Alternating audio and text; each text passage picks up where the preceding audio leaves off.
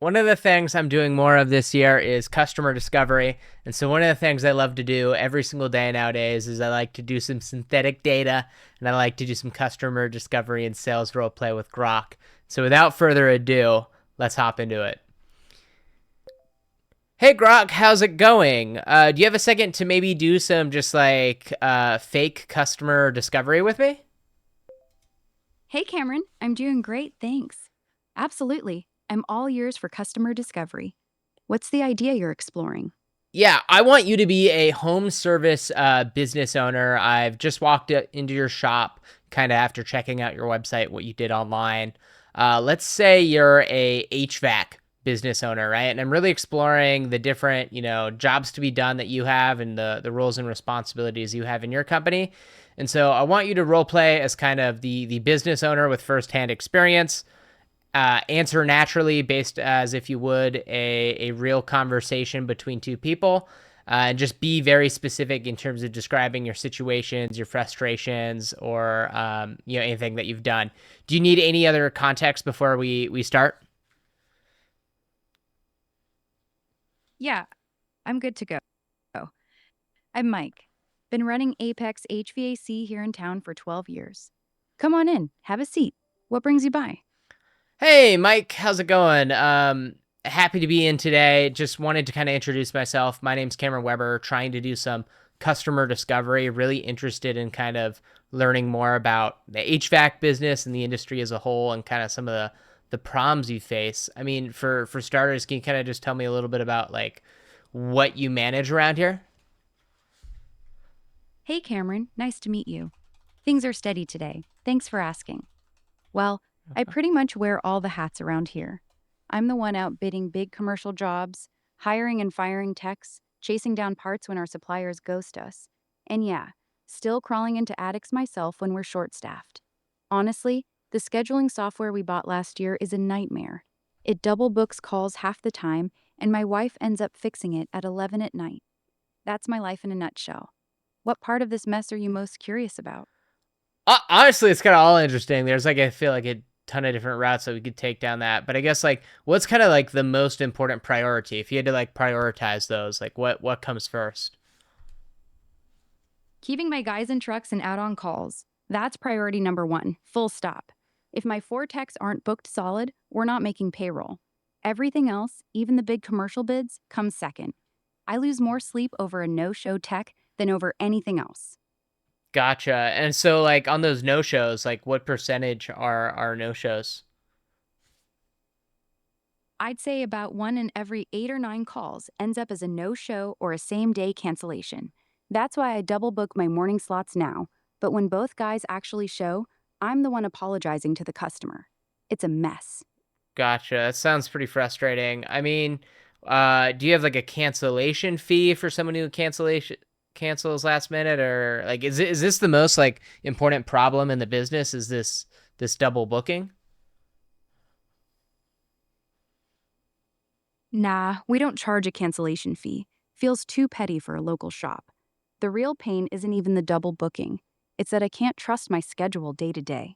Makes it impossible to plan parts runs, crew overtime, or even Mm-hmm. promise customers a tight window. If I could fix that one thing, everything else gets easier. Gotcha. And so, like, what have you kind of done in the past to solve this problem before? Because I definitely see like a bunch of different alleys, but I'm sure like you've probably explored this problem a lot more than I have. Oh man, I've tried everything.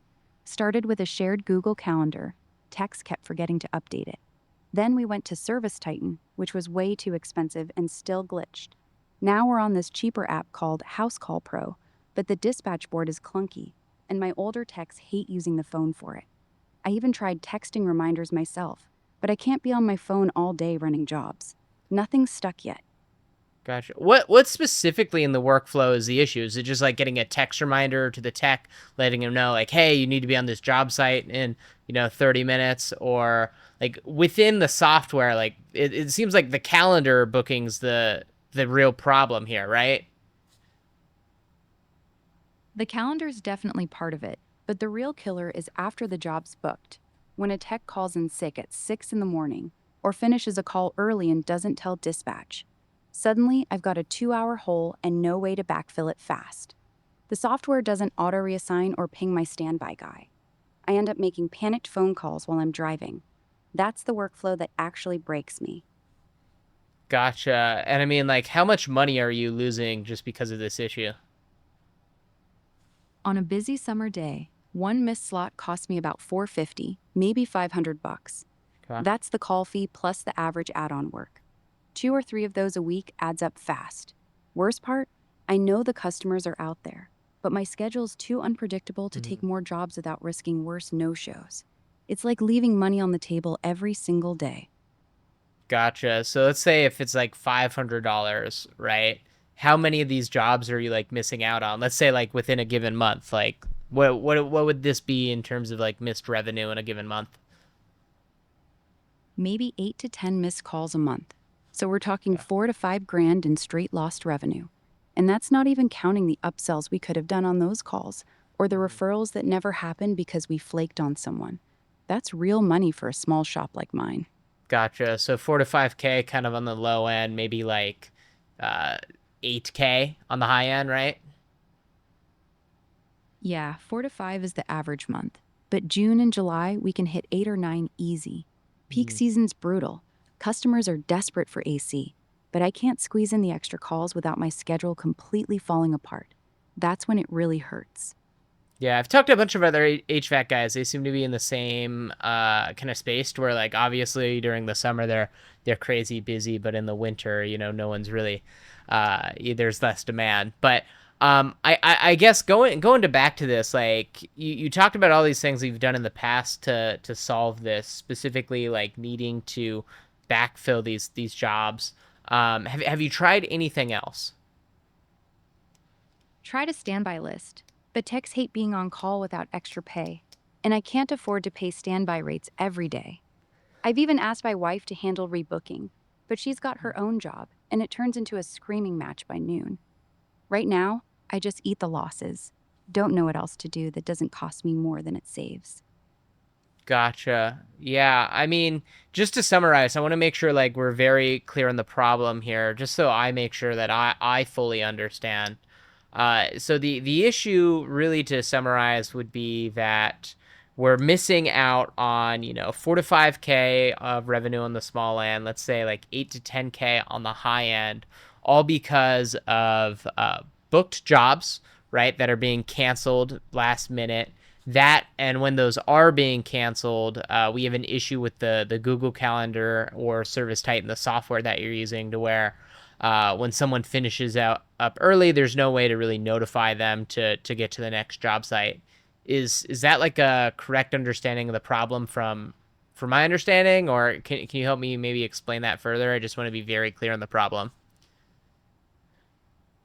Yeah, that's pretty close, but let me sharpen it. The revenue loss isn't just from cancellations. It's from the holes that open up when a tech runs early or calls in sick, and I can't instantly slide someone else into that slot. My software shows me the hole, but it doesn't ping my other guys or give me a smart way to reassign without me stopping everything to call around. That's the exact moment I lose the 500 bucks. Cancellations suck too, but the early Mhm. finishes are actually what kills my utilization the most. The early finishes. So what percentage are like the early finishes compared to someone calling in sick compared to cancellation? Early finishes are my biggest headache, probably 60% of the empty slots. Cancellations are maybe 25, sick calls the other 15. A tech wraps up a furnace clean in 40 minutes instead of the booked 90, and boom, I've got a dead hour and no one close enough to fill it. That's the Got one that drives me nuts because it's completely preventable. Gotcha. And it's you're turning down business basically because they can't service this person due to the timing, right? There's not a secondary issue to where it's like, hey, I don't have the enough leads to do all this extra business. You don't have a capacity issue. Nope, leads aren't the problem. We're turning away calls every week. The bottleneck is purely the schedule. I could easily run another 2 or 3 calls a day if I could trust the timing, but I can't promise customers a window without knowing my guys won't be stuck in a dead hour. It's all capacity, just not the kind you'd expect. Mm-hmm. Gotcha. So I think I really understand the problem now, Mike. I think that in order to solve this like early finish problem that you're having, in order to help you, make that extra 8, 10K in revenue every single month, so you can really like obviously spend less time stressing about this business. What I'd kind of like to recommend is maybe some software that'll automatically ping the texts once they're done, to see if they're interested in potentially getting a bonus for going to the next job site. That way, there's kind of a compromise between the employees, but also yourself, and you're generating more revenue. How does that sound? That actually sounds pretty good on paper. The bonus part might get my guys to jump on early finishes instead of dragging their feet. But here's the catch. Most of my techs are old school. They barely check their phones between calls. If the ping doesn't hit the dispatch board loud and clear, I'll still be the one making the calls. So, how exactly does your software make sure they actually see it and respond fast? That's actually a really great question. That's something I didn't really think about. But I think what we can do is we can just set up like a AI voice agent to automatically give the text a call. That way we're meeting them where they're at, rather than, having to force them to learn a new way.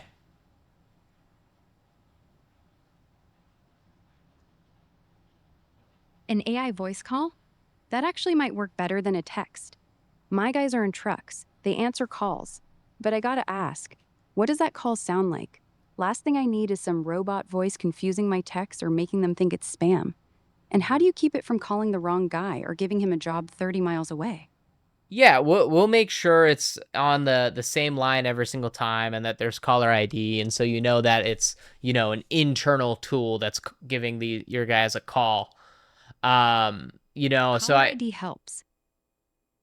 yeah, the So script, I guess yeah, I can show you a demo of this maybe on our next call, and just like a quick prototype. Does that kind of work for you? Yeah, a demo would be good. Send me a time that works for you, and I'll carve out 15 minutes. Just make sure it shows how fast the tech can accept or reject the job. That's what actually decides if this fixes my holes or just adds more noise. Sound fair? Yeah, absolutely. Let's do that. And then I guess, based off of kind of what we described, which is this is going to like help you make an extra, 6 to 8K every single month. Are you willing to pay, $500 a month for a solution like this? 6 to 8 grand extra a month? If your thing actually delivers that, 500's a no brainer. But I'm not writing a check until I see it working with my real schedule and my real techs. Show me the demo, let me run it for 2 weeks, and we'll talk price. Fair enough? Yeah, it sounds great, Mike. I really appreciate you letting me come in here, and I think this is really going to help you. So, what's a good time for you next week? Tuesday afternoon's wide open for me. Say 2 o'clock? Yeah, You come by, show two, me the. 2 o'clock's perfect. So, Great. I'll have my wife pull last week's schedule so we can test it against real data. Looking forward to it, Cameron. See you Tuesday at 2. perfect. Great talking to you, Grok. Bye. You too, Cameron. Glad we got. There we go. There's our synthetic data for the day.